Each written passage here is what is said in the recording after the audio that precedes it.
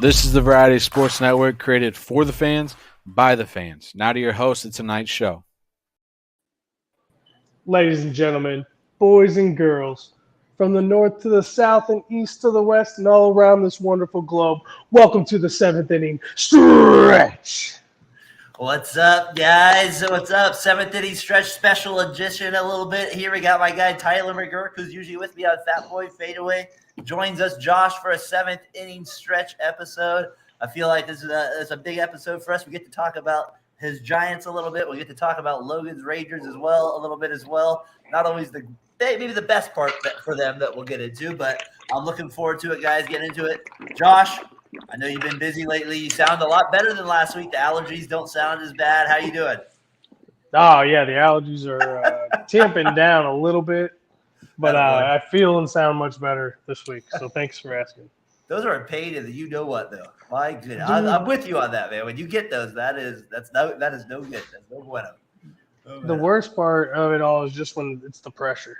It's the pressure and then the nonstop drainage. Like, you're not sick, but, man, your nose won't stop running.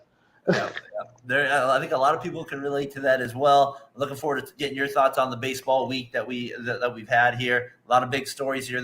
Some of the diamond notes parts here. I'm interested to get your pick your brain about some of those, Josh, a little bit. Tyler, been far too long. How you doing, my friend? Little baseball talk now. It's not just football for you.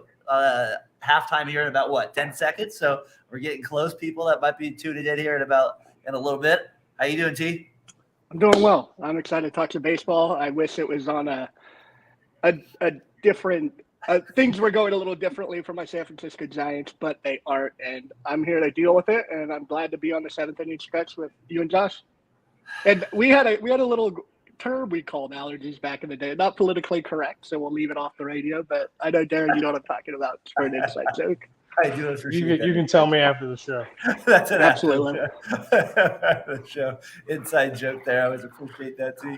All right, yeah, let's get into that here. Let's start there. Josh, I feel like we've kind of talked about the Rangers a lot the last few months about just either being good when they were playing so good and then when they kind of dropped off and kind of now went on this slump that they've been in forever. I have it below. Texas has lost 17 of their last 25. They now sit behind Toronto, nobody thought that was possible. The Giants are now on a 6-game losing streak. But I say let's start with the Giants here. Obviously, we got Tyler on. That's a Giants fan. Tyler, it's been a struggle for you guys. I know it feels like for maybe more than just these last 2 weeks. It's been a struggle for it feels like maybe a little bit longer. Give us a perspective real quick on the Giants and just what you're seeing from them and what's caused the slump. It just lack of starting pitching and lack of hitting. When you don't have those two things, you're going to struggle. We were hot going into the All-Star break. We came out of the All-Star break. We were hovering. We were 2.5 away from the Dodgers. The trade deadline hits, and we had A.J. Pollock, and it just seems like if that's your big addition, that's your playoff push, that's the guy who's going to get you over the hump. A.J. Pollock, who wasn't even hitting 200. Did he get dropped last week? Yeah, he's not even on the team anymore. It just seems like you're not even really trying to make a push for the playoffs, and I think the team showed their true colors and the lack of talent it has. There are some good things that have happened this year that I'll be able to take away from it, but as far as the playoff, we have 3 starting pitchers. And we had 2 for a majority of the season. It's hard to win that way. The thing I've been wanting to ask you, though, specifically about the Giants real quick is at the beginning of the year, we ripped on them for not going out and getting a free agent, not doing anything. And you guys were like, this is it. This is not, we're tired of that. We're tired of this kind of what they're doing. And then they kind of get off to this hot start, give you a little bit of a break, kind of make you guys feel good for a little bit. What do you think there with that, just that kind of perspective now? Do you think this offseason, does anything change? Do they end up getting a superstar? I mean, it's hard to believe until I see it. How can you have faith when they've brought nobody in of superstar potential in the last, at least since Farhan's been there? They went out this offseason. They actually did their due diligence. They went out. They gave Aaron Judge a real offer. They put some pressure on the Yankees, and he was never going to leave the Yankees if you just look at it realistically. They went out, got Carlos Correa. Thank God his physical came back. We're not stuck with his contract, so that worked out for it. But I don't know. I just don't believe in Farhan's ability to sign a big name. And I feel like it's hard for San Francisco to draw in marquee free agents because the taxes suck, although LA has the same taxes, but there's the marketing of LA where San Francisco just doesn't have that thing. Josh, go ahead. There you go. Any question about the Giants there? Anything? I mean, I feel for you guys this year, and you know my perspective on the Giants. You guys just can't catch a break. Well, I mean, you guys did luck out on the Carlos Correa thing. I mean that Absolutely. if you guys got straddled with that, where would you guys be for the next 5 years? Oh, Farhan would be getting ripped right now. Oh, he'd be fired. He would be fired probably right now if that was the case right here. The thing to me though that we kind of skipped over is what you said is the pitching. You guys have had like 2 or 3 starters, like the whole that's ridiculous. Like that's not real baseball. No, and it's hard baseball to watch every week. Like it's hard to go into a week and be like, oh yes, you have these marquee matchups. And then you're like, oh, we have Luke Jackson starting the game for 1 inning, and we're going to get Alex Wood for 2 innings, then we're going to throw Medaya for another 3 innings, and you're like, what is this? Isn't what I signed up for as a child being a baseball fan. And This is not how it works. It is what it. Yeah, it really is. It's like they're all on a pitch count. We're going to go 2 innings, 3 innings, and then we'll figure out the 6th inning for a win in Little League, the 7th, 8th, and 9th now. It's funny to think about because, like, to me, I hate the opener. Like, I hate the opener. And Josh, it is funny to see that with the Giants, though. Like, I would be frustrated by it too, and it does explain to me that it kind of explains a lot why you guys have been slumping. You guys had a decent lead in the wild card. You were right there in the division for a while. Obviously, the Dodgers pulled away where you guys went to stuck with them, anyways. But the fact that you guys are now like a 2.5 out behind, in the wild card is like ridiculous. Like that should not be the case with you guys right now at all. The last thing I have about the Giants that I thought maybe I could just get your thought on before we get to the Rangers real quick is the offense, though. Like this has been the biggest issue with the Giants, and it continues to be an issue. Come on, like you got to admit this is a real issue that what you guys are like now having a year in and year out. It's it's a flawed strategy that Farhan had. He went on the Billy Bean thing back in the early 2000s and said, I'm just going to play guys when a lefty versus a righty versus a lefty. And there's just something about human nature getting in a rhythm. There's obviously maybe for 2 guys on the lineup you can do that, but to try and do it for like a whole lineup every day with no consistency, it's just hard. Like Bochy used to get ripped because if people would be like, oh, if some bum hit a home run, and then he'd start him the next game because he hit a home run. He's like, if you hit a home run, you play the next day. And I looking back, I'm like, man, that's a great strategy compared to what we're doing now, where it's just like we don't care what you've done the last week. You only play when you have like this favorable matchup. It's weird. Like Josh, to me, it makes no sense when you do something like that. Like to me, like I'm with Tyler. Like the Giants they got shut out like 3 times last week. It does explain a lot of why they're playing so bad. The Rangers, though, I mean, that's bad. I mean, Josh, have you been keeping up with how bad they're playing? I mean, Garcia goes down yesterday on the DL with trying to rob a home run. And they're hopeful he makes it back by the end of the season. Hopeful. Like, I heard that right before we came on the air. I mean, I was scrolling through news trying to make sure there wasn't anything crazy, and that was the weirdest thing I saw. Was like, they're hopeful? Like, he's that hurt? Like, that sucks. Like, you guys they can't catch a break right now either. I mean, this is a team I was super high on. I said they were here a year early. I said that all year, but, hey, I stuck with them, and they have just completely fallen apart. I mean, we were talking about Bochy for manager of the year. And is that even possible? Definitely not manager of the first half. That's what he gets now. Oh, absolutely. But no, it's horrible. But I feel your pain. I want to go back to the Giants real quick. Yeah, go ahead. 2 things I want to say. I hate playing you guys because we always end up with a bullpen game against you, and your bullpen just shuts us down because nobody sees the same pitcher twice. And it just eats us alive. Yeah. And it seems like that every time, like we play the Royals who do a bullpen game or anybody who does a bullpen game, the Cardinals absolutely struggle. And I mean, even in their good years. So I don't know why it's so effective against us, but it doesn't work against anybody else for you guys. it works at like it worked the whole first half, but then like your bullpen only had so many bullets it can throw at you, and you see like the miles per hour dip, the RPMs or not RPMs, like the spin rates drop. The guys get worn out and they get less effective as the season goes on, and I think it's pretty consistent across Major League Baseball as far as once bullpen guys get to like the 60 inning limit, the 80 limit. I mean, some guys, obviously, the elite guys can go longer, but they just get worse the more people see them, and it makes it tough. And I don't understand why we keep running out like the same guys. I would rather as this pitch like these minor league guys nobody's seen at least. Like bring up the guy who's like a AA guy who throws hard, who's no one's seen. Maybe that would be like effective. You're using up a roster move, but it just doesn't work from what my opinion. But those kids almost always seem to have a good first game too. Almost every time they have a good first 5 innings, and it drives me nuts because we struggle with those kids too every time. Go ahead, Josh. You had another question too about it. And I was just gonna say, man, I feel your pain on the lineup inconsistency. That's the biggest complaint in St. Louis right now.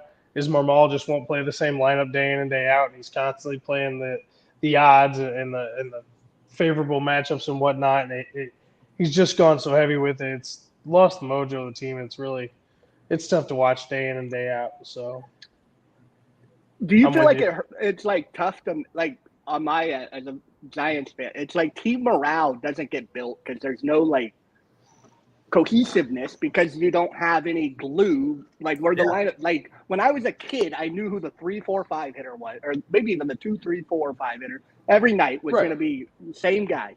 Now I like Jock Peterson will hit leadoff, then he'll hit 7, and then they'll play him in left field where he's the worst outfielder I've ever seen in the last like maybe since I can't think of the guy's name, the guy who played left field against the A's. Remember when he couldn't catch the ball? The big slow Who guy. was that? Michael Morse? No, he was on the Giants and he played against the A's. God awful. I was like, why is he big? Oh, guy. I know who you're talking about. He didn't look like an outfielder. He was that. No, guy. I know what you're talking about. Yeah. Yeah, I know. I just don't remember his name. He played against the A's one series league, but that's Jock Peterson now. You're like, oh God, please do not hit up the ball. It's like little league. Like if it goes to him, it better be hit right at him. And so, like, I don't know. I'm fed up with Kapler. He I don't know what your thoughts are. Does he get fired? Marmol. He should. He's had one good year. Was it Darren Ruff? Yes, that's him. Darren Ruff. Darren Ruff. What a great name, though. Watch the highlight. Look Darren Ruff versus the Oakland A's outfield. It's a joke. What a name, though, Tyler. What a name. You got to agree that. But I think the only consistency in our lineup every game is typically Goldschmidt at 2 and Arenado at 4. Like that's your real big consistency. I mean, every other place rotates. I mean, if Contreras is in there, he's at 5 usually, but he's not even playing or hitting every day anymore. So, and that speaks. I feel you, man. It's hard. That speaks to a bigger issue, don't you think, for Josh too? Overall, like to me, like Tyler said, that's a great point. Like you said, in the middle order, you would know 1 through 6 most of the time. Like you would literally, you could name the first 8 guys that are going to play 140 games almost. That was like you could easily do that easily. Oh yeah. The only thing you ever had to worry about was injuries or pitchers. The only things that ever changed. Exactly, but I mean, occasionally you'd have stuff like that. But like, I just remember you could always like name the batting order and stuff like that. Like, you know what I mean? So the fact that we can't do that anymore kind of just shows you kind of, Josh, to what we were talking about analytic-wise a little bit a few weeks ago when you were kind of starting to go that way when I had microphone issues. But that was part of the conversation we kind of started with. We could go back to the Giants too as well. I just real quick though, Tyler, like Adam has been texting me constantly about the Rangers. Just he's been ripping on them for like 2 months, and I'm telling you, as a baseball fan, like I think you guys have had to have experienced this too. Like when your team has a big lead in the first half, and then they blow it, or even if they're just in a slump at the end of the year, and I mean a slump, like where we've all gone through it as fan bases. Baseball's a slow death. Like that's what I call it. It can be a slow death because you grind it out, you blow the game. okay, we can go back, we can do it again tomorrow. History repeats itself. You figure out another way to lose. And then you look at it, your 8 games, you've been wasting a week of your life watching them lose baseball. What do you think about that, T? What do you think about the Rangers there? I think Josh brought it up when we quickly talked about the Rangers for the second, brought it back in time. But they're a year early. Their pitching isn't there. They lost DeGrom, and then they had Eovaldi, who pitched well, and they pitched well. But outside of that, they just aren't consistent pitchers. The hitting has fallen on hard times, which is kind of surprising with how well they hit. But I still trust that lineup putting up runs. The bullpen's been god awful. Will Smith and Aroldis Chapman just aren't closers. I think they've proven that throughout their careers. Yeah, God, some of the numbers are some of the worst I've ever seen. Obviously, I haven't watched 100 Rangers games, but you look at the note, you're like, man, they've blown half their saves. So but looking forward, you still have this lineup, and you have Leiter, you have Rocker, who maybe if one of them works out and DeGrom gets healthy, which is a big if because that's obviously you can't depend on that, but that's 2 top of the order pitching rotation guys you hope, and then Eovaldi's a good 2-3 guy. I think next year is the year you can really – and they add bullpen depth. This year just seemed premature with the lack of pitching, especially when DeGrom went down. That DeGrom injury you kind of just forget about because it was so earlier in the year too. It's a good call right there. Josh, you got anything else on the Rangers there and their slump there? Do you think they're out of it now at this point? We'll get into the wild card race in a second, but you think they're out of it now at this point? So this would go back to something we talked about last week. I think momentum-wise, they're out of it. Mathematically, they're still there. There's a chance. I mean, they could get hot, and they're not far back, at all. So, they could get hot. They're going to need help. But, in my opinion, that the mentality is probably, if not gone, nearly gone there. They've just been so and Tyler said that when you lose half your games to a save like that is demoralizing. I think of it as a fan, there's nothing more of a gut punch when you have the game in the bag and you just can't get 3 outs. There's nothing worse than that feeling watching it. You're like, it's just nothing worse than that. It's that is what makes baseball to me one of the greatest sports, though. Is that drama at the end of the game. To me, that is one of the most unique parts of the game, is that part right there. Is that close, especially in the playoffs, that closer, last inning emotion. I can't even imagine pitching in a situation like that sometimes, closing out a game in a World Series. Just the adrenaline. I don't even know if I can control something like that. Seriously, it'd be intense, T. See, that's one of I agree with you. That's one of the things I don't like about the analytics. It's it's just another 3 out. It's not another 3 outs. It's a tough 3 outs you have to get that takes a special personality and a great pitcher to figure out to be good at it. Maybe you'll figure it out for 2 months, but down the line you really want to trust a guy. Camilo Doval, I said, was the best closer since Rob Nen on the Giants, and now I'm 2 weeks, maybe not 2 weeks, maybe a month later, I'm maybe he's not. I still want to be our closer, but I'm maybe he's not that. Brian Wilson is better. I just have lost confidence in him in less than a month. And as a Cardinals fan, I know they've gone through closures where they've been terrible. When you had Jordan Hicks as a closer a couple years ago, and then you had the great closer last year who fell on hard times. Yeah, Helsley just he was an all-star last year. He was a beast. He was unreal. He had a 1.27 ERA on the year, and for the first 7 months of the season, he was under a 0.1 or 1.0. So, this year he had forearm issue, elbow issue, dude, we traded off Cabrera to Toronto, and ever since he's gotten to Toronto, he's got a 0.32 or 0.47 ERA. He's been unhittable since he went to Toronto. Part of the reason Toronto's playing really well. We have 27 or 28 blown saves this year. So I know what you guys are talking about. I'm going through this year. It sucks. It's horrible. The series we're playing against the Braves right now, I told my mom and I talk baseball quite a bit, and I was like, Mom, don't even watch the Braves series. It's going to be bad. When they won the first one, and then they came out and they smacked around Strider last night, I was like, good God, I got Strider starting in fantasy, but my team's kicking his butt. This is kind of cool and sucks at the same time. And then tonight we're getting smoked by Max Fried. Yes, you are. Yes, It's been a rough year, and I thought those first 2 games against Atlanta, to go back to where I was going with that, we got the leads early. I figured the team was going to blow it, and they gave Atlanta a chance to get both those games back. We were just lucky we had a little bit more offense than they did those 2 games. But yeah, it was the constant fear every time we get up. Is the constant fear is the bullpen going to blow it? Like that's every game, and that's how it is right now for every single fan. Like I get on the Cardinals pages on Facebook during the game, and who's going to blow it out of the bullpen tonight? It's the worst. Rough on the fan base. Yeah, it's the worst feeling in the absolute world when your team does that. And to me, that's what when they opened it up to 3 teams making the wild card. I'll get the standings up here in just a second again.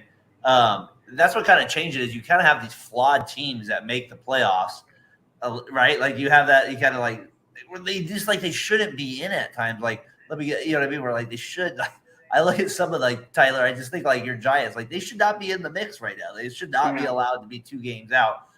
Like the Padres should not be 6.5 out. As we look at the move to kind of the wild card race and the drama though here with it, you have a thought there, T? Can we just come back to the wild card situation and that like the 3 teams and talk about after we get done with whatever you're going to say? Yeah, go ahead. No, you pick it up right now. Go. When it was 4 teams made the playoffs, you had the 3 division winners and the wild card. That was like special. That made the regular season so much more fun. People be like, "Oh, but this makes it like more drama down the stretch." Preach. But back then, it was, oh God, this is if I get in, I had a successful season. I had a fun season. You felt like you accomplished something. Just making the playoffs back in, but when it was just 4 teams making the playoffs. Now, like, am I going on some crazy branch like where I'm gonna break the branch? I just feel like it was so much better when 4 teams made the playoffs. And my Giants got screwed when they won 103 games. And well, there was no even wild card back then in the Braves. Off my lawn. I like the pitch clock. I'm all for the guy on second. I don't care. Like, would I rather there be no guy on second? Yeah, but I'm not gonna fight it. Yeah. But just like, what are your thoughts on having the? Did you like this? Like 70-70 Giants are 2 games out of the playoffs. It's ridiculous. It's ridiculous. Josh, my grandpa, and I'll let you go. My grandpa used to say, you just either won the American League and you won the National League. You played in the championship. There was no like playoffs. That's how you determine the real winner. So I guess if we want to go all the way back there, my grandfather would be like, how the heck are you allowing 4 teams in? Now you're allowing 6, 7. They'd be like, you're rolling over. You can't believe it. Go ahead, Josh. No, I actually 100% agree with Tyler here. I was against it when they brought out the 6th team. The 5th team, I mean, I could see it because it was like you had the play-in situation or whatever it was. But, I mean, 4 teams from each league is, in my opinion, the best way to go. Division winners, 1 team at large from each league. That was the purest form of baseball, in my opinion. I think just having the best 2 teams in each league play each other for the World Series. I think that would make I think it'd be cool. Yeah. But good Lord. I mean, there'd be. The regular season would be amped up. Yeah, but I mean, because you'd have to have more nationally broadcast regular season games. I mean, the TV networks, everything would have to work out that way. And I think it would, in the long term, it would hurt the sport. I think the playoffs are good. But I think it should just go back to divisions and then 1 wild card and just be what it is. 7 games each series. No 3, no 5 games. 7 games across the board. Old school. No ghost runners at second. But what about in the regular season? Get rid of the Buster Posey rule. With the ghost runner? I hate the ghost runner. Regular season, I don't mind it. Put him on first, then. Don't put him on second. Okay, I agree with you guys, but none of this works unless you take away interleague. Like if you lower the amount of teams that you have making it in the playoffs, you have to eliminate interleague because then you have the drama. That's the other thing. Think about this. You had a sport where you had 1 league never playing another. Think about that. You literally had that where that was part of the rules. And it's like, well, we want the interleague success right away. Yeah, but you gave up the magic of the sport. And I'm just saying that is part of it, is that you have this chance where you have to make the playoffs Well, no wonder the Cubs didn't win the World Series forever. They couldn't even they couldn't even be one of the top 2 teams ever. You get my point? Like I think that's what Tyler, I agree the most with you is like there is this like core part of like winning a championship. That part where you just have mano a mano, and I think that goes for any sport, really, if you think about it. But I think for baseball, it hits differently because of that. And you look at the history of it, and it's like the regular season would mean a lot more, especially if you didn't have in the World Series and the All-Star game. To me, Josh, too, it's hard for us to even wrap our heads around what it would be like again to have no American League playing the National League until the World Series.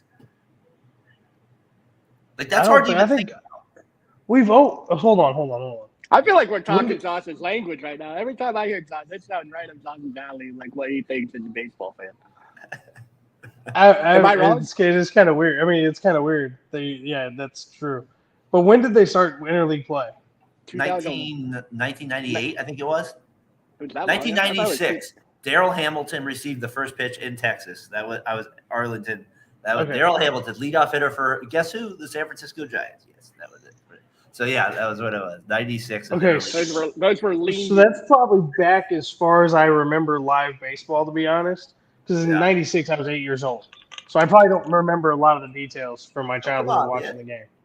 Not interleague. No, I don't remember that. So for me, I guess I've always thought we always had interleague, but it was always a few games. It wasn't obviously like it is now. Yeah. I think it should be just I don't think you can get rid of interleague completely, but you need to play the interleague within your region and keep it to But I think this should go back to that and just make it 1 3-game set.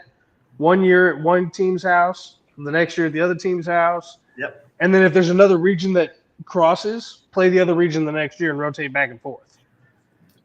I mean, I don't need the Cardinals to play the Yankees in the regular season. No. I don't need the Braves to play the Mariners in the regular season. That doesn't mean anything to me. I want the traditional old school rivalries. I want New York and Boston to play each other 21 times a year. I want the Cardinals and the Cubs to play 21 times a year.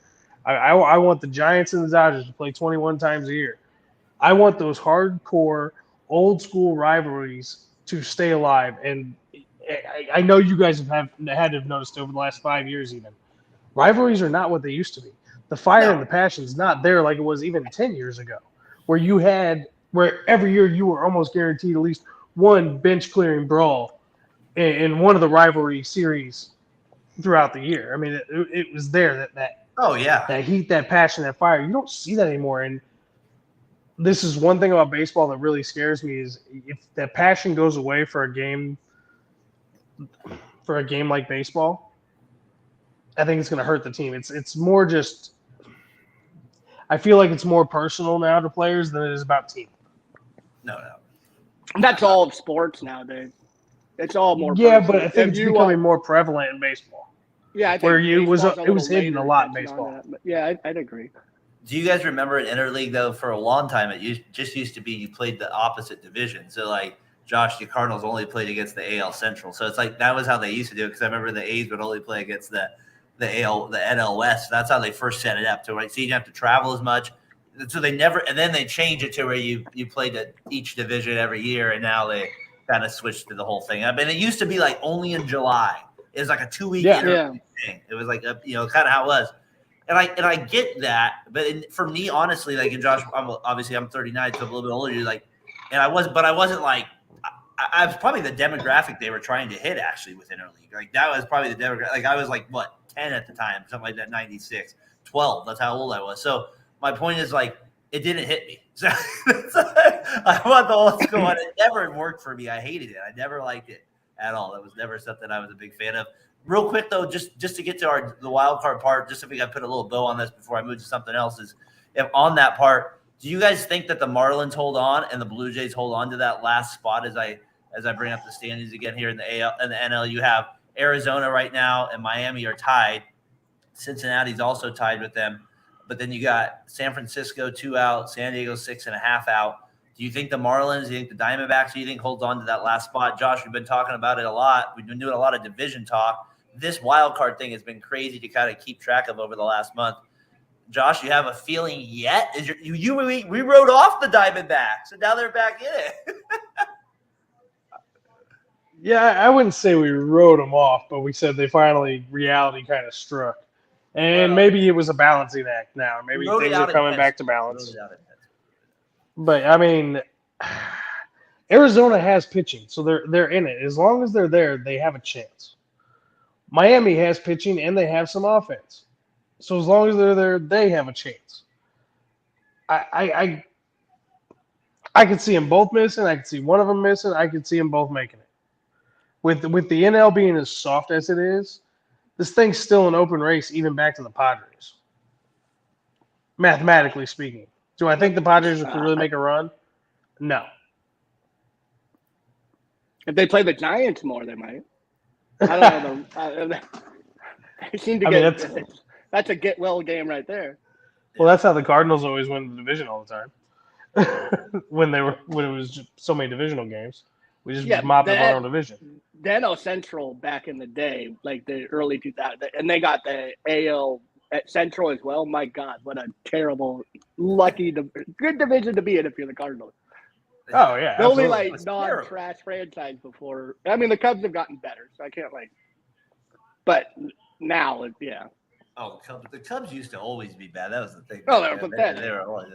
I got the Cubs Diamondbacks on here, bottom of the ninth here. D-backs are up 6-1. Looks like Cubs do have runners on first and second right now, but it looks like the Diamondbacks are going to stay atop there, the wild card, Josh, in the first place there. What do you think, though, feeling-wise? You think Diamondbacks hold on then, or do you think the Cubs hold on? Like, I wrote off the Cubs, and now they're 2.5 games ahead of the next place, so I got kind of shut up by them a little bit. I think the Cubs have a good chance, man. They're playing together right now. They've got a resurgence out of the veterans. The pitching has been fantastic. The Cubs could make a run. What the Cubs did this year, which was just a big, we're just going to throw a bunch of stuff at the wall and see what sticks. Well, the majority of it stuck. So kudos to the Cubs management and front office, as much as it pains me to say that. They could cause some problems in the playoffs for some teams, depending on the pitching and how the offense maintains its current trajectory. What do you think, T? As far as the Cubs? Both. What do you think about the wild card just in general? What do you think about they hold on? You think the Marlins sneak in there? They had a big injury today. Sandy, he goes down. Sandy, I just call him Sandy, Tyler. Don't say the last name. It's too hard for me.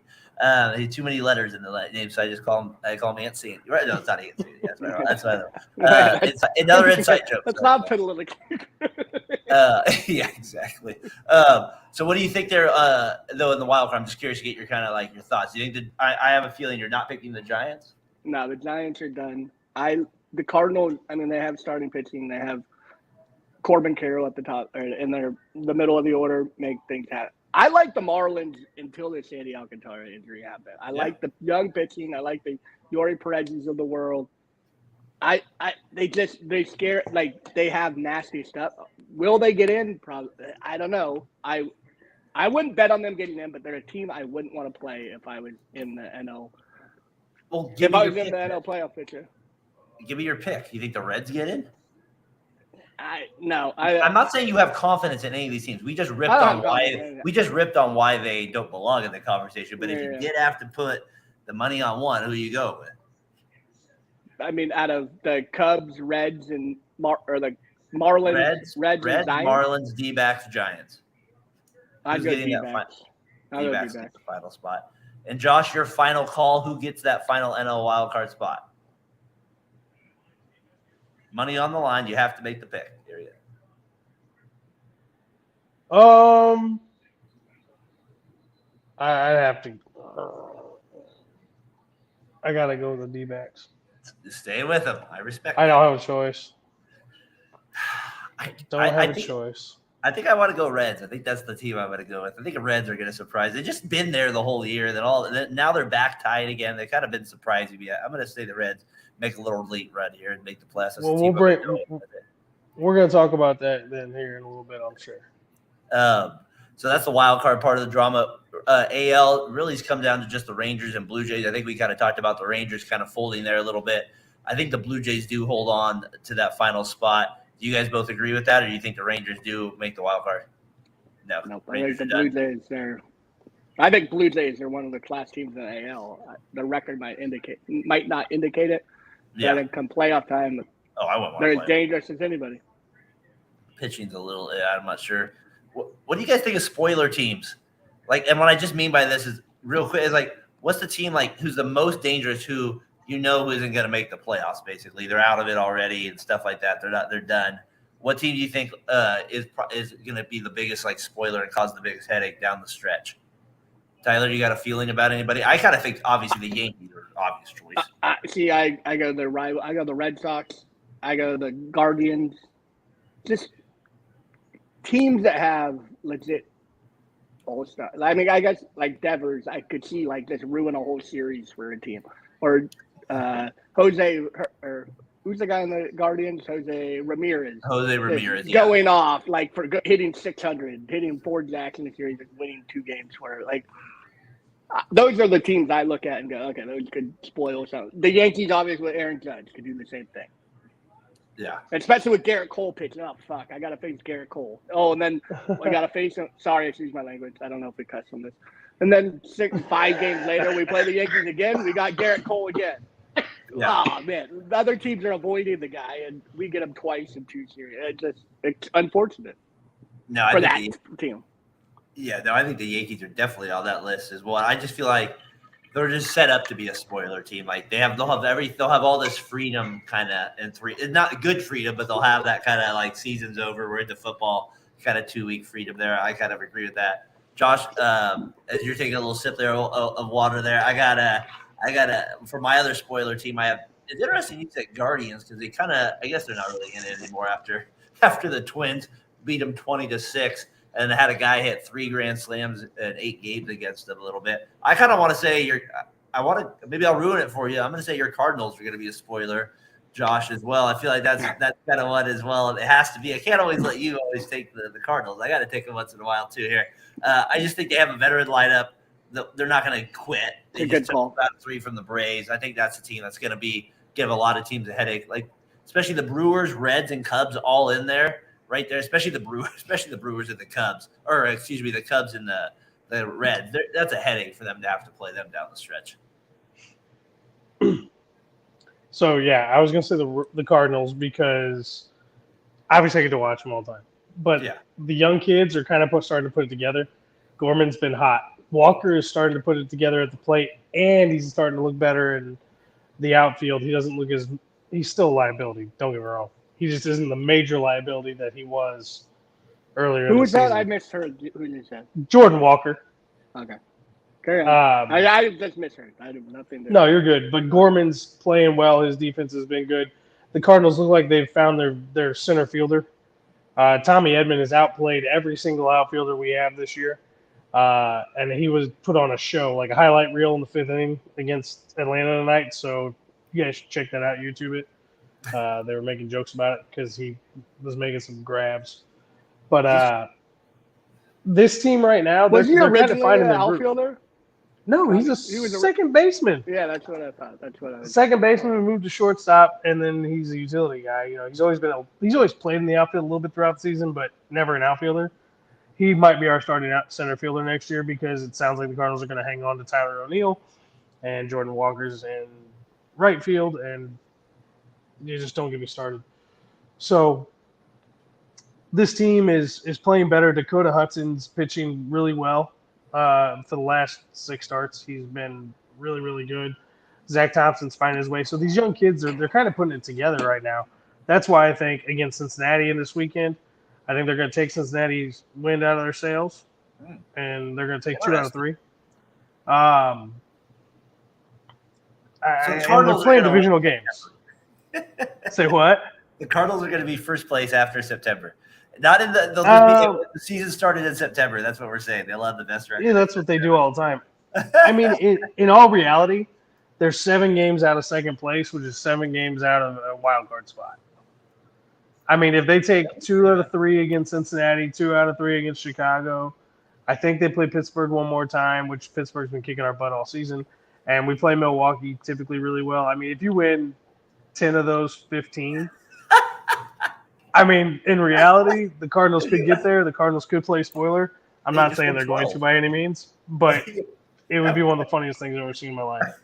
I would surprise Sub me. 500 and make it. You know. Would surprise I me. think when you say spoiled, I think of that as like spoiled milk that's just going to ruin everyone else's day. They're done, the Cardinals. Let's Yeah, not. Oh yeah.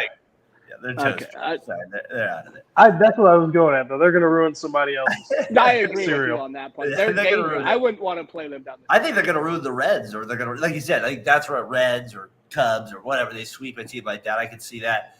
Question of the week here brought to you by Row One Brand. Use that code VSP15. Whoa. We stopped the show immediately when the Stoner comes in. Logan Stone.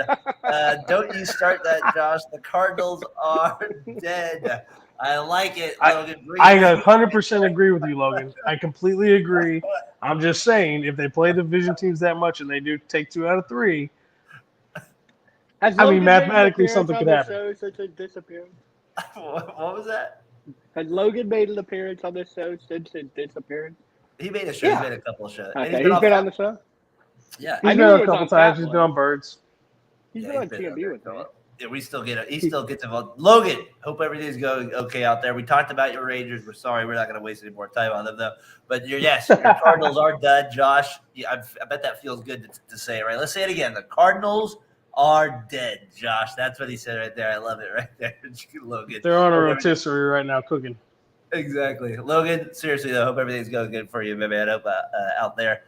Question of the week. I thought that was kind of a funny one because it just made me think of like when I was a kid playing video games and stuff like that, you'd have like that one player that was like kind of the icon, the cool one that everybody kind of wanted to be, or even if you didn't like him, a lot of the other kids liked him, like Derek Jeter, like that kind of stuff for me. Like, well, who do you kind of see as like this year? Who's like the cool player that everybody would want to be? Like your kid wants to be, or what do you got, T? I know you have a To me, 10-year-old this is simple. I think it's Ronald Acuna. I Just just think he. No, I think there's other guys. I think Mookie Betts. I think Shohei Ohtani. Yeah. I mean, a guy who can pitch and like field and hit, like that resonates with a little leaguer. Oh, I'm the best shortstop. Oh, yeah. I'm the best pitcher. I'm the best baseball player in the whole league. I'm Shohei Ohtani. But to me, I think Ronald Acuna is the most like. He has the most swag. He wears the yellow armbands, the yellow gloves, and it doesn't match, but he makes it look cool. He wears the earrings. He steals bases. He hits home runs. So as far as I'm concerned, and then like just a personal one for me, who's not even like a great player anymore, it's Francisco Lindor. Just watching him play defense, I resonate with shortstops who play defense, and watching him play. He doesn't hit anymore. He hits jacks, and that's about it, or strikes out. But like watching him play defense, that's what resonates for me. But on a grand scheme of things, I think Ronald Acuna has the most like swag and is the cool player in the MLB right now. Not Mitch Haniger. Sorry, I had this is good one. Maybe in Alabama Maybe Mitch gets in or there. Southern California. Josh, you got another one, or that maybe sticks out to you? That would be like a cool player that maybe I mean, think this generation. those were up there for me. I'm thinking J. Ram, Rodriguez. Yep. No comment now. I still think Machado's one of those guys that all the kids would probably still like. One you missed, I'm surprised you didn't say, would be Juan Soto. I feel like his at bats are so boring. Like he just like what a walk. Yeah, but he was the guy, you know. He was. I think he's a everybody great wants him. baseball player. But your team doesn't win, though, yeah, huh? Yeah. I mean, I don't know. Griffey There's did just it. a They lot out there. they weren't like great winning teams. No, but Griffey had the swag. That's why I Corbin think Carroll. Who? Corbin Carroll from the D-backs. He got any swag? He's not there yet. No, he's not there yet. He will be. Can I ask an unpolitical question? Do white people struggle in this category? What, swag? No, I think Just being a cool player. Are you white? Absolutely. Tyler's Okay. not cool, that's I the was point. curious where this was coming from. What's your opinion? I think they struggle in this category. Who would be the I think they coolest can guy? struggle. Like Freddie Freeman isn't considered like your cool player. No, like I that. think he's the best hitter in baseball. Like that's my like flat out opinion. Like, but he's not the cool player. Like it just, I feel like We don't need to get too deep into this. No. I agree with you on that part. Well, that will be a fun We'll do top 10 white players over the offseason. Tyler. No. Then we'll fit that out. We'll save that for Fat Play. No, but we'll say that. But I was gonna say, I also think like the first guy who came to my mind was the shortstop for the Reds, De La Cruz, just because of like the lasers he throws from shortstop. Like, I mean, this guy has an absolute cannon, like the way that this guy throws. I mean, somebody else, I don't know if he's out of this. If Bryce Harper's not in that mix anymore, is he out of that mix? Bryce Harper, is he not cool? I would anymore? think he is out. No. I think he's 5 years past that. I still think he's a great player. 5 years. It's like Mike Trout. Mike Trout was the number one guy for a long. Like when you were coaching Little League when I was coaching with you, he was the guy. Everybody loved Mike Trout. Like, but yeah. I just feel like you have your run. Yeah, I thought Bo Bichette maybe was going to take a little step this year, but he wasn't. He kind of like faded a little. Like he was really the hair and all that last year. I remember he was kind of a big. Bobby Witt Jr. Yes, he'll be. Both those guys have the potential to be there. I just don't think they are. Don't wear like the yellow armbands that stand out to little kids these days. The ADHD like kids these days. I don't. And they don't go 30-60 like yeah. Well, I mean, obviously that's a different level, but like. No, I hear you. Like Derek Jeter stood out to play. Like I never caught on to Derek Jeter. I obviously recognize him as a good player, but I wasn't like my guy. Like Addison Richardson doesn't do it for you or something like that. Not for me. That's cool. No. Spencer Torkelson, he doesn't do it. He's had a hell of a second half. Yeah, shout out 707 Spencer Torkelson. Yeah. There you go. I think to me, this is always just a funny question though, because I think obviously, John, like we have kids now, and Tyler, we all have kids, so like you got to think about how their generation looks at certain people and how they kind of like how they're great. Because I remember my grandparents like, oh, I don't like this guy. But this guy's awesome. How can you not like Mark McGwire? How can you not like Ken Griffey Jr.? You know, like those type of things. So it's kind of funny just getting that perspective on it. Josh, I wanted to go to one time before we move on. Hey, exciting players, and you brought up Ellie De La Cruz. Obviously, very exciting. Has a cannon, can hit jacks. He can hit the ball as hard as anybody. Will he end up being the best person with the last name Cruz? Like it seems like everybody had like all these top routes. Daniel De La Cruz from the Marlins, O'Neal Cruz from the Pirates. Does he end up like being the best Cruz of the three? I mean, we don't have to answer it now, but just something I'm throwing out there. O'Neal Cruz is pretty good too, man. He is 3 years older, which was shocking. I didn't know he was that old, like 25 already. But yeah, O'Neal Cruz. That was my comparison to Ellie De La Cruz when he came out. I was like, I seen O'Neal Cruz do this less than 6 months ago, and then get hurt. Like I'm not sold on the Ellie De La Cruz until I see it for the whole season. Is he 3 years younger? The guy, the De La Cruz on Florida. Yeah, that's his brother. Yeah. Who? Ellie? Yeah, they're brothers. I didn't know that. Yeah, I found that out watching. I was watching one of the games. And they talked about it. You didn't know that? To be honest. You didn't know Neffy? What's the guy from the Rangers? That's his dad. The guy. Neffy Perez? No, the Cruz. The guy that helped him out.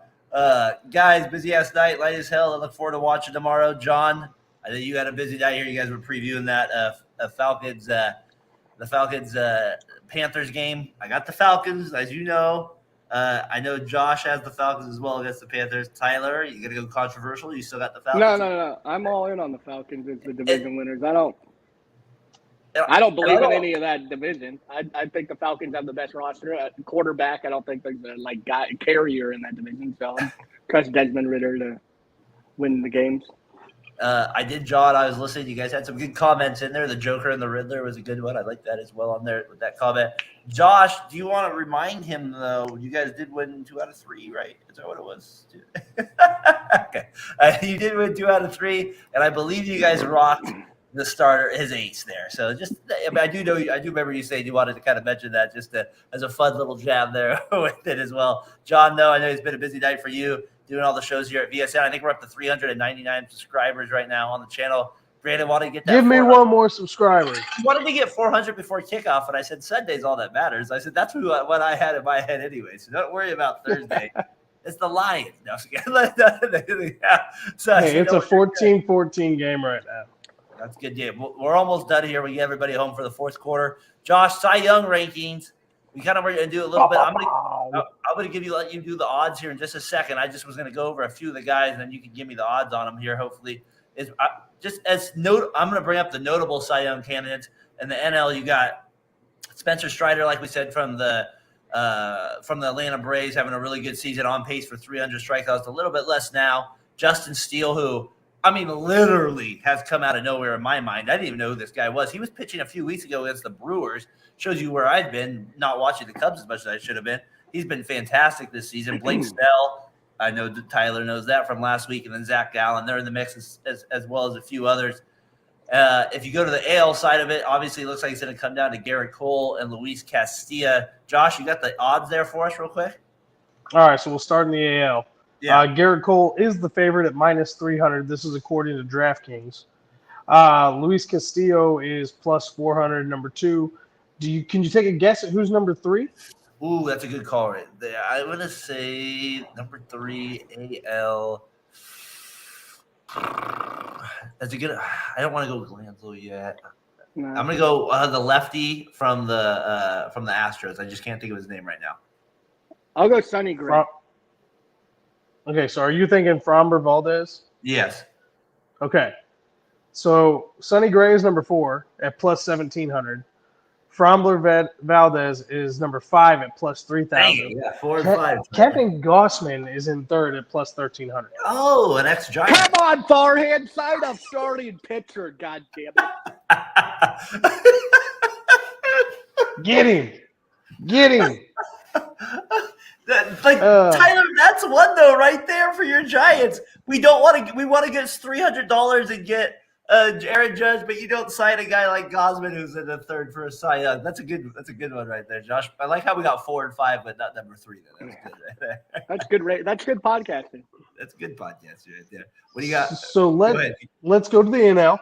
Yeah. Blake Snell is the favorite right now at minus 215. Okay. Justin Steele, and I'm surprised you haven't heard of him. You didn't know who he was until recently. The dude came out and killed it. I didn't see him pitch until for the first time on TBS a couple weeks ago against the pitched Brewers. against the Giants 2 weeks. And he was nasty. Yeah. Dude, he was killer at all beginning of the season. Like, he was awesome. And then he had like a down week, maybe 2 weeks. And then he came back and he's been solid ever since. And then recently he's been on tear recently. I thought he was going to be the favorite in May at the Memorial Day deadline. I thought he was going to be the favorite for Cy Young. Yeah. But he's sitting number 2 at plus 175. Number 3, and this is a big gap here. Number 3 is Spencer Strider at plus 2,000. Remember, this is the guy who was on pace to have 300 Ks this season, and nobody else was close. Plus 2,000. Zach Gallen sitting 4th at plus 2,500. And then can you guys take a shot at number 5? That was going to be the tough one for me as well. Real quick, will Snell pulling him out after 5 innings? Still one of the worst of it. I always think of that. One of the worst decisions of all time. Number 5 for baseball. Stupid Kevin Cash. Urias? Is Man, that Kadarius Tony's about to get cut from what he's done to them. But anyway, Kershaw? Kershaw would be my guess. Senga. Not even close. No. Not. Kodai. No. Oh. Kodai Senga is up there on power rankings this week at number 5, but he is not Zach even Wheeler? in the top 10. Bingo. Zach Wheeler at plus 5,500. Kodai Senga is plus 15,000. He's number 8. Oh, his forkball is fun to watch. That's like one of the best pitches to watch is his forkball. It's pretty nasty to watch. Like in terms of just like a fun pitch to like when you're seeing a guy throw, that his pitch is pretty nasty. My guy Ian in Memphis, I got to shout out him for getting me to watch him a little bit more this year. He does have a nasty forkball. Just a unique pitch that a lot of guys don't throw anymore. So number 5 is him. I'm curious on that. That surprises me. Who do you think will end up winning, Tyler? Do you think Snell pulls it out? No. I think Justin Steele wins it. I think Steele does. I think the Cubs are going to make the playoffs. I think the Cubs will be rewarded, and Justin Steele will take that reward and get the Cy Young. And you just saw him; he was nasty against you. Yeah, he was 12 strikeouts. I mean, he was playing the Giants. Who sucks, You're in the wild card It was, mix. it was great against the Nines. You're in the playoff mix, Tyler. Don't beat yourself up there. You're right there. Josh, do you have a feeling about either way who was winning both these Cy Youngs?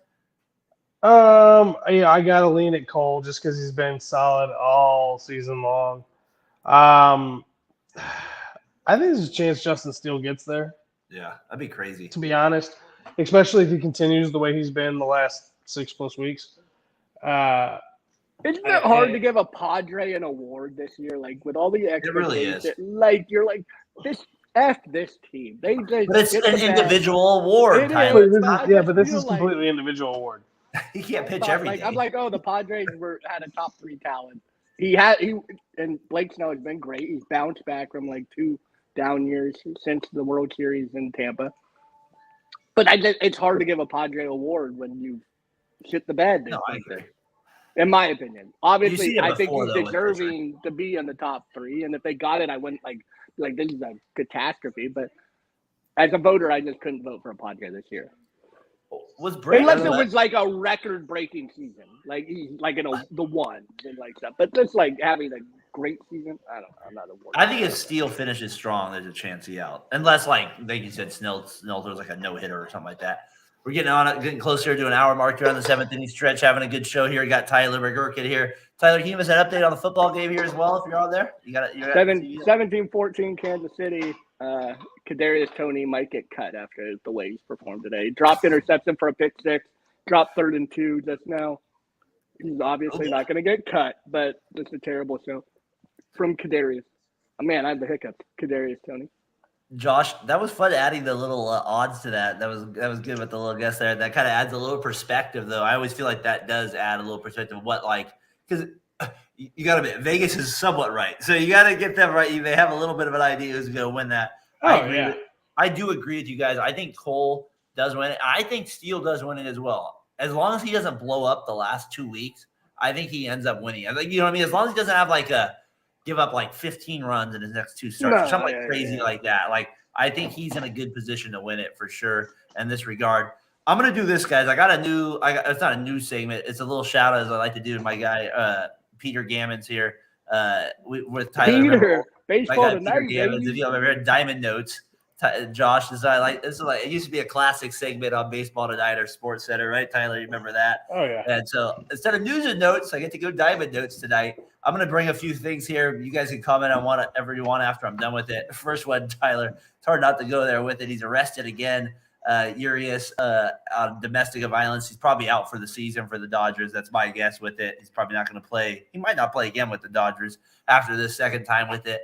That's a big blow to a team like that. That's obviously looking to make it back to the playoffs and is looking like one of the best teams in the league. He's one of their best pitchers on their team.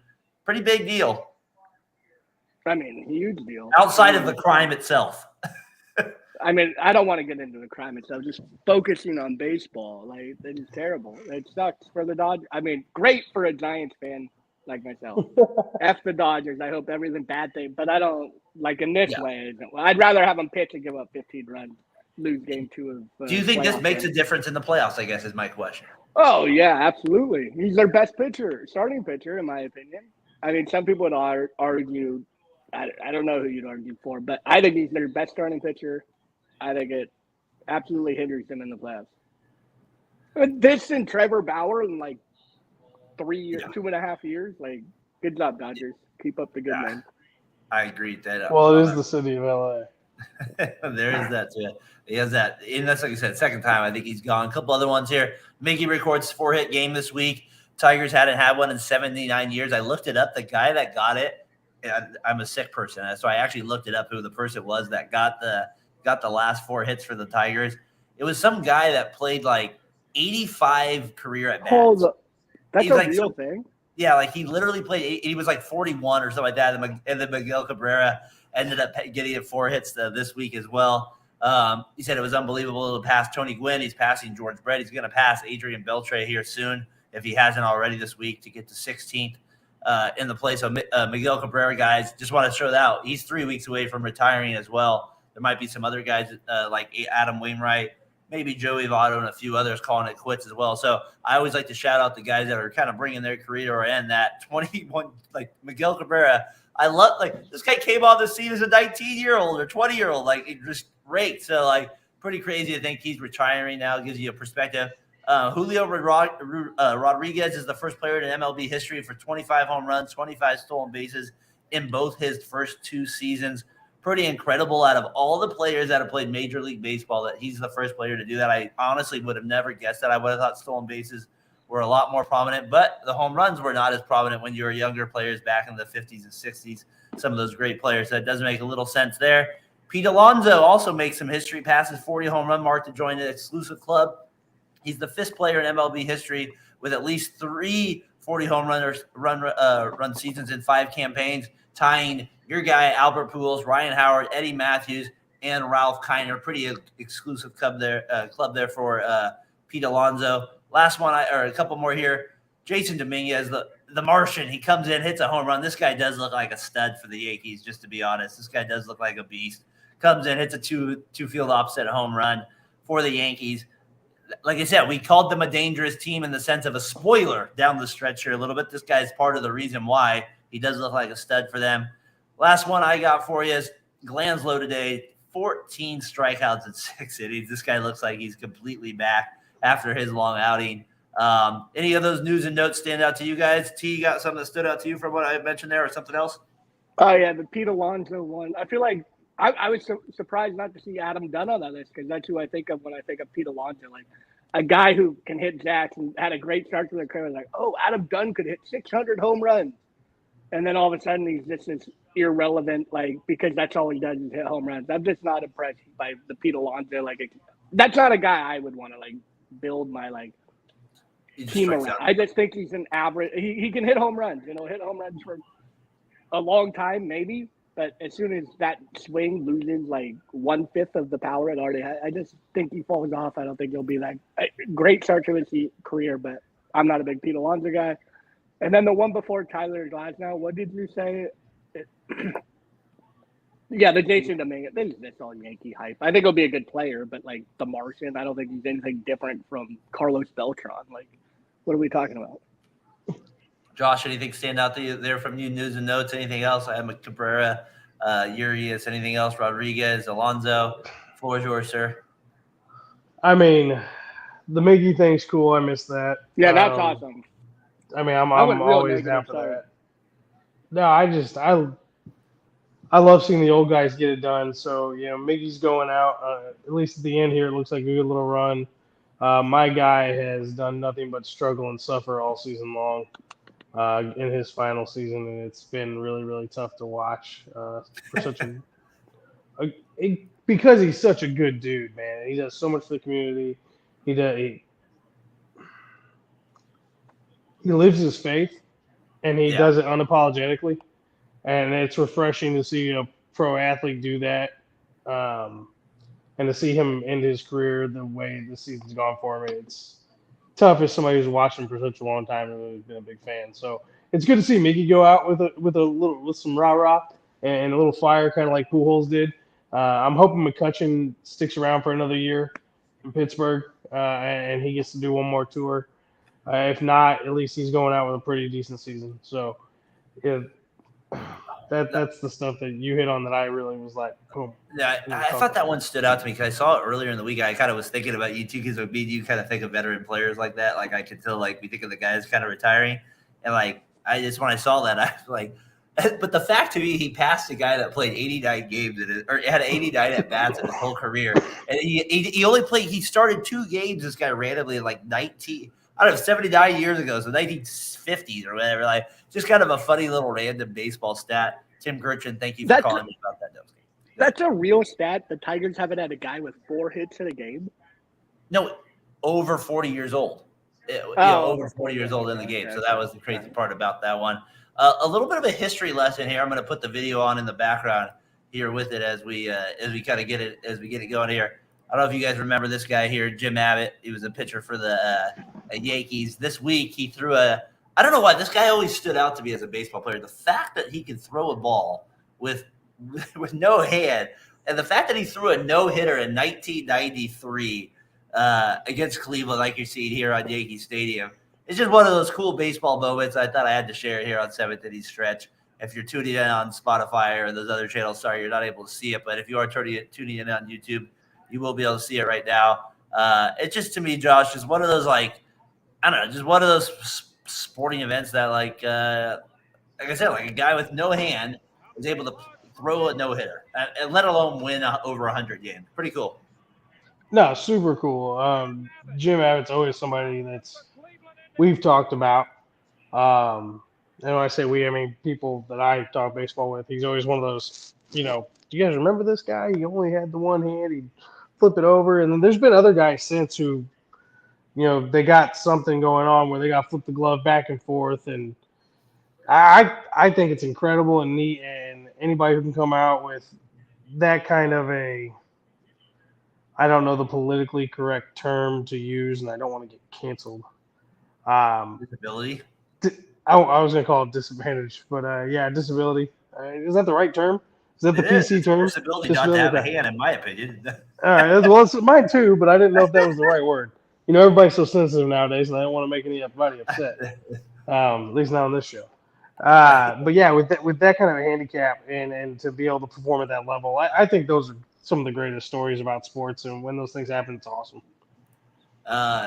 Tyler, we were just talking to Jim Adams there with the no-hitter. I just had to bring up that stat from this week. He did throw that no-hitter. To me, he was just kind of one of the more fascinating players, kind of just in my mind. Or just kind of growing up, just the fact, like, how does he switch the glove? It's like, yeah, just like all that. He's able to field a ground ball. Just kind of a really cool thing there with it. All right, as we're getting to the end of our last segment here, let's get to our best ML series of the weekend here, gentlemen.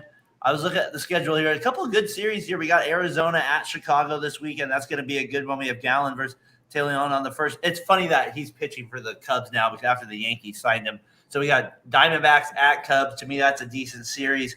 The other one, to me, that kind of caught my attention as well is Miami at Philadelphia.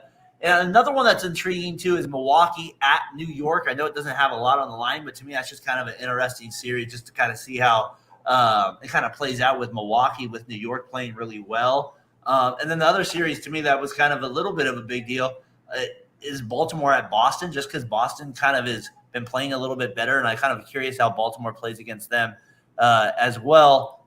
Any of those series kind of stand out to you guys? The other one, too, just real quick, that I think also has maybe a few implications as well as Seattle at Tampa Bay. So that's also a big series as well. So those are some of the big weekend series coming up. Tyler, just to let you know, your Giants do end up playing the Rockies. You guys should be able to sweep them at home, right? And then your Cardinals, Josh, as you know, are playing Cincinnati. And my A's, we should be able to get a sweep against the Rangers, right? We should be able to get a sweep against them. Hey, it's possible this weekend. We should be able to get a sweep, Tyler. I wouldn't count it. If any of those series is it Arizona, Chicago, that the best one? It sounds like to you guys. Yeah, as far as playoff considerations go, I think it's that one. I think the most interesting one for me is Detroit versus Chicago, the White Sox, Torkelson versus Andrew Vaughn, Santa Rosa's versus Petaluma's finest, 707 showdown. I think that's the most exciting one for me. Josh, that Miami-Philadelphia one's not bad either. Shout out 707. I can't disagree with you there, T, as well. What do you think there, Josh? Yeah, that one's good. Who'd you say Seattle was playing? They're playing Tampa Bay at Tampa. See, that to me sounds like it's big because that's playoff implications. That's wild card seeding. That's everything right there. So that to me would be probably the best series to watch between the pitching matchups there. Yeah, I agree. That's the one, and it has a lot of playoff implications there with it as well. All right. With that said, Tyler, I know you probably got to go here in a second. I appreciate you coming on tonight on the show. Appreciate you joining us. But thanks for taking the time to do that and kind of giving us a little bit of a perspective on the Giants as well. I know he's got some family obligations there, so I appreciate him just kind of giving the time that he was able to. Josh, with that said, I know it's Thursday Night Football. People maybe will be tuning in a little bit more tomorrow to our show, but I think we had a good pod there. We talked a lot of topics. The other thing, too, I just want to mention to people is we're in September 7th here. So we're literally down to the last 3 weeks of the season here. So we're getting down to, like, really the nitty-gritty. And then, Josh, we're at the best time almost, October baseball. There's nothing better than that. Nothing better than October. We're almost ready to rock and roll there. And I also want to mention this. we at Variety Sports Network, we're like I said, we're getting close to 400 subs. We appreciate anybody that subbed us over there. We appreciate the Dugout Mugs for sponsoring us, Row One Brand, all that. Josh, you've been doing this for 3 years now. I think maybe longer on this, maybe 2 years, but I think it's been longer than that for you. We just appreciate anybody that has took the time to watch seventh inning stretch. I'll tell you this: my goal is to always give you the most entertainment. I know that we're not the most popular show yet in the world. I know any of that, but I'm just telling you from my mindset, I try to prepare for 2 to 3 hours at least coming up with topics through the week, trying to give you guys, the fans at home, the best information I possibly can. And I know Josh Edwards feels the same exact way. So I hope you guys give us a chance here at seventh inning stretch to hopefully the rest of this year and going into the next year as well and into the playoffs, give us a chance here to be your home for baseball talk, because we both really care about the game, and I think we'll be able to give you some of the best insight we can going forward here on Variety Sports Network. I know we got a lot of football channels and stuff like that, but don't forget about the hardball. Don't forget about the hardball. I know I do talk of the gridiron, but baseball is in my heart, so don't forget about that. People keep, just appreciate you guys tuning in there with it. Josh, that's just kind of my thoughts with it there. No, I completely agree with you. And the other thing you're going to get from us is you're going to get the real honest fans' perspective, along with us trying to set aside our biases. When we first started doing this show, it was very much you have to remove your biases from the show. And I'm like, you know what? I'm a baseball guy. Baseball people typically can't do that. And you see the mainstream anchors and they all hint at who their teams are and who they like. And I was watching College Game Day on Saturday.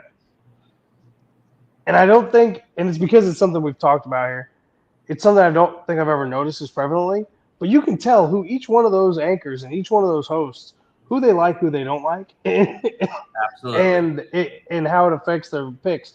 And it's perfectly fine. It makes them lovable, makes them relatable. I'm not a Yankees fan. I'm not a Cubs fan. I am a diehard Cardinals fan, but there are other teams out here that I've come to learn to appreciate with this show.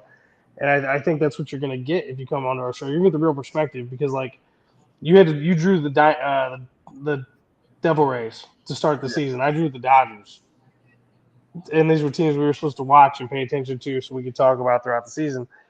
And then we did the fantasy baseball, and you get a real fan's perspective when you watch the show, on top of actual analysis and different points of view.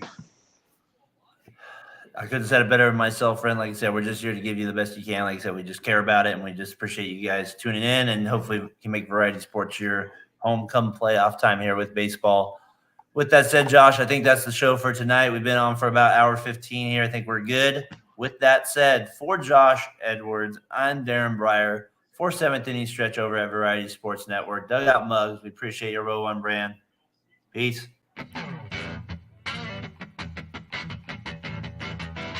Hey, this is Brandon, CEO of the Variety Sports Network. Thank you again for watching tonight's show. Best way you can support us is by hitting that subscribe button, that like button, and hitting the notifications so you don't miss out on the next show right here on the Variety Sports Network.